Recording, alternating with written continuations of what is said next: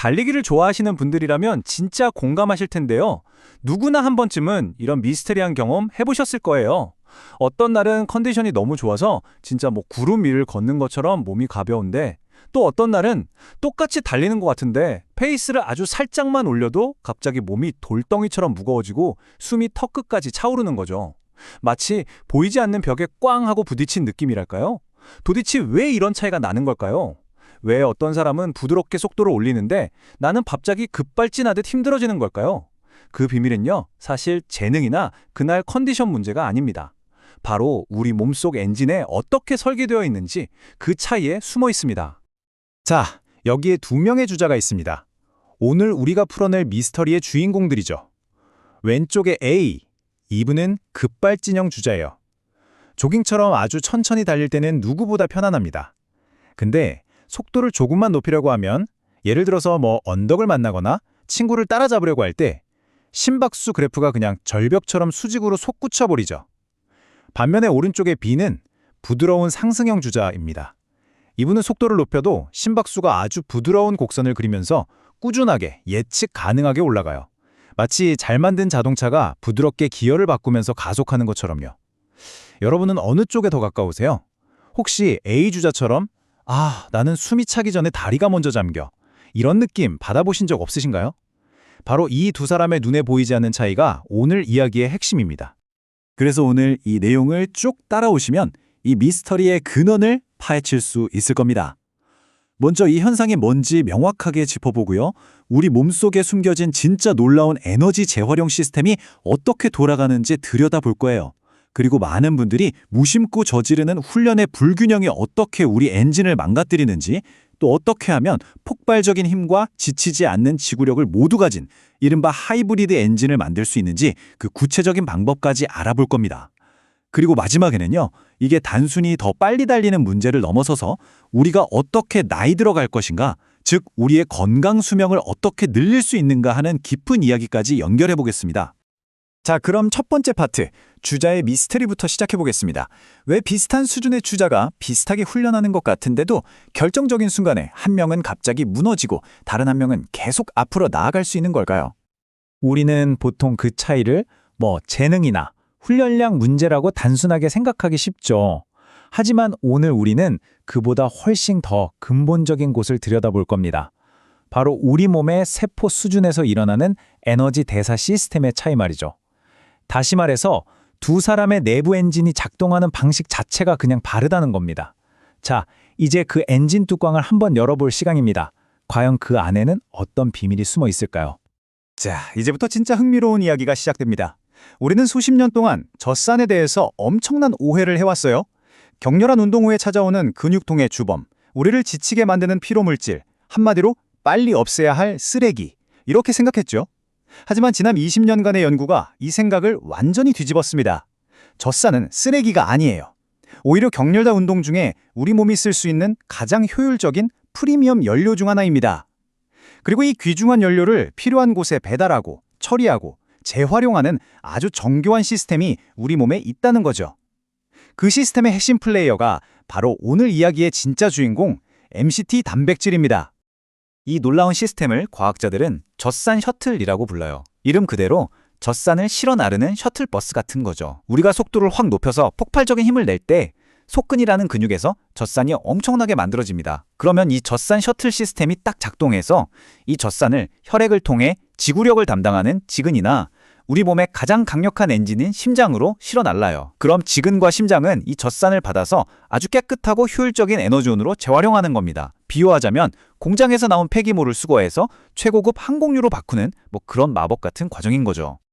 이 젖산 셔틀 시스템에는 두 명의 핵심 플레이어가 있습니다. 바로 MCT1과 MCT4라는 단백질이에요. 이 표에서 진짜 재밌는 점은 이 둘의 역할이 완전히 정반대라는 겁니다. 우리 몸을 하나의 도시라고 한번 생각해보죠. MCT1은 도시 외곽에 있는 거대한 소각장이자 에너지 발전소 같은 거예요. 혈액이라는 도로를 떠다니는 젖산이라는 쓰레기를 적극적으로 수거해서 깨끗한 에너지로 태워버리는 역할을 합니다. 이 소각장은 주로 저강도 장거리 달리기, 즉 LSD 같은 훈련을 통해서 더 크고 효율적으로 만들 수 있죠. 반면에 MCT4는 각 가정, 그러니까 속근에 설치된 강력한 쓰레기 배출 펌프입니다. 고강도 운동으로 근육 안에 쓰레기가 막 쌓이면 이걸 재빨리 혈액이라는 도로로 퍼내는 역할을 하는 거죠. 당연히 이 펌프의 성능은 고강도 인터벌 훈련, HIIT를 통해서 강화되고요. MCT1에 대해 조금만 더 자세히 알아볼까요? 이 단백질은 우리 몸의 지속 가능성을 책임지는 청소 부위이자 재활용 전문가입니다. 장거리 달리기처럼 꾸준한 에너지가 오랫동안 필요할 때 MCT1은 혈액 속을 떠다니는 젖산을 그냥 지나치지 않고 직은 세포 안으로 쏙 끌어들여요. 그리고 세포 안에 에너지 공장인 미토콘드리아로 보내서 아주 효율적인 연료로 태워버리는 거죠. 그래서 MCT1이 잘 발달한 사람은 혈중 젖산 농도가 쉽게 안 올라가고 더 높은 강도에서도 오랫동안 지치지 않고 달릴 수 있는 그런 뛰어난 유산소 능력을 갖게 되는 겁니다. 반대로 MCT4는 순간적인 파워를 위한 비상배출 시스템이라고 할 수 있어요. 짧은 언덕을 전력으로 오르거나 트랙에서 마지막 한 바퀴 스퍼트 할 때를 한번 상상해 보세요. 이때 우리 속근은 거의 무산소 상태에서 격렬하게 일하면서 근육 안에 젖산이랑 수소이온이라는 물질이 폭발적으로 쌓입니다. 바로 이 수소이온이 근육을 산성으로 만들어서 근육 수축을 방해하는 주범이거든요. MCT4는 바로 이 순간 근육이 멈춰버리기 전에 이 쌓인 물질들을 재빨리 근육팍, 즉 혈액으로 펌프질해서 속근이 계속해서 힘을 낼 수 있게 해주는 아주 중요한 역할을 합니다. 자, 이제 이 과학적 원리를 다시 맨 처음에 미스터리로 가져와 보겠습니다. 도대체 왜 주자 A는 속도를 조금만 올려도 갑자기 무너지는 걸까요? 정답은 바로 여기 있습니다. MCT1 소각장과 MCT4 펌프, 이 두 시스템의 심각한 불균형 때문이에요. 그의 엔진에 치명적인 병목 현상이 생기고 있는 겁니다. 만약 주자 A가 건강을 위해서 매일 편안한 속도로 장거리 달리기, 즉 LSD만 꾸준히 했다고 한번 생각해 봅시다. 그럼 그의 몸에는 혈중 젖산을 처리하는 거대한 소각장, 즉 MCT1 시스템은 아주 잘 발달해 있을 거예요. 하지만 정작 속근에서 젖산을 퍼내는 펌프, MCT4는 거의 써본 적이 없으니 성능이 아주 형편없겠죠. 그래서 평소처럼 느리게 달릴 땐 아무 문제가 없다가 속도를 조금만 올리면 속근에서 만들어진 젖산과 수소이온이 밖으로 빠져나오지 못하고 근육 안에 그대로 갇혀버리는 겁니다. 그 결과 근육은 빠르게 산성화되고 움직임은 둔해지죠. 이게 바로 많은 분들이 경험하는 숨은 괜찮은데 다리가 무거워서 안 나가 하는 현상의 진짜 원인입니다. 물론 반대의 경우도 있겠죠. 짧고 굵게 끝내는 고강도 인터벌 훈련만 좋아하는 사람이 있다고 해보죠. 이 사람은 젖산을 근육 밖으로 퍼내는 거대한 펌프, MCT4는 가지고 있을 겁니다. 그래서 격렬한 운동을 해도 다리가 쉽게 잠기진 않아요. 근데 문제는 그 다음입니다. 혈액으로 쏟아져 나온 엄청난 양의 젖산을 처리할 소각장, MCT1이 턱없이 부족한 거죠. 아까 도시 비유를 다시 해볼까요?